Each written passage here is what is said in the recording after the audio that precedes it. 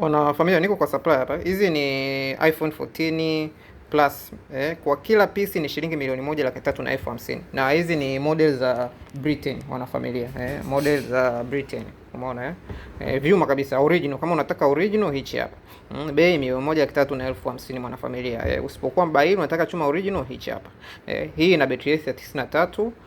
Umeona chuma kizuri kabisa mwanafamilia. Hii ukiwekewa kwenye box unaweza kudhani ni simu mpya kabisa. Yaani condition yake ni kama tunasema kama mpya. Umeona? Alafu kuna hii nyingine tuangalie battery health ni ngapi mwanafamilia.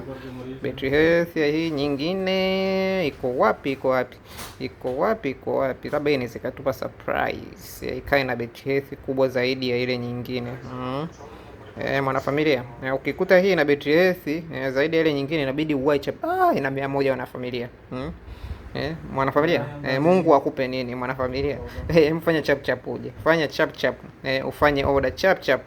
Ufanye order upate chuma kama hichi, upate chuma kabisa.